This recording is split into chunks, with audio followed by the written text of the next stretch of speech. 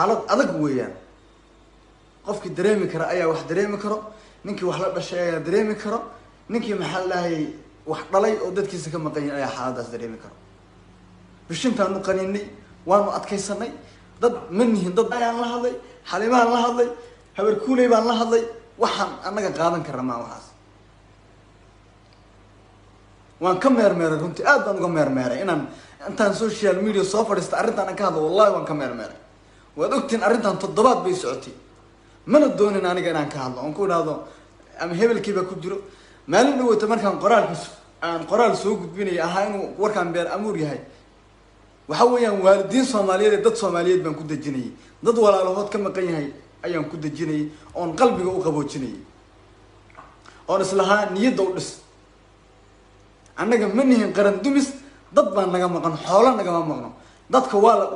way dhintaan haday dhintaan qofku uu dhinto hadii lagu sheego waa laga samraa wada kasta qofka bini aadamku ku dhiman kara ama ajash ilaahay waa u iman karto dagaal buu sababsan kara ama si kale uu sababsan kara qofku uu dhinto sida xalay wiilkii shalay toole asagoo caafimaad qaba Turkiga ka soo laabtay oo xalay niman Mooryaani ay ku dileen oo kale isku iskoonuda waa sidaas oo kale qofku inuu dhinto ilaahay baa u qoray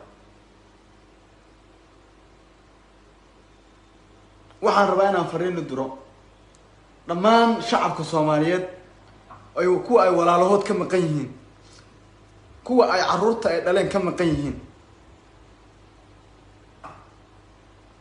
inaan inaad isdejiya dadkaas hadii ay dhinteen way dhinteen hadii ay nool yihiin way nool yihiin waxaan la walaalayaal isdejiya nimanka tuugada ah oo mashruuca ku qaato caadi qaatayaasha nimankaasna waxaan leeyahay Ilaahay subhanahu wa ta'ala dadka waalidiinta oo caaw walwalka aniga oo walaalkay baa seexan la caaw ana seexan la hooyaday maxaad malaynaysaa oo had telefonkayga baxdo been u sheegay aan ku dhahay waxaas ma jiraan been wax intayna ma jirin wiilashaan way nabad qabaan hooyay isdaji iska jiif sidoo kale waalidiintii kale ehelku aniga dad qaraabana ay ku jiraan iska daa dadka kale ay ku jiraan 6 ilma adeerada laba walaalina kala dhashay ku jiraan contribution ka qaranka lagu dhisay cid walba inuu ka qayb qaato xaq buu leeyahay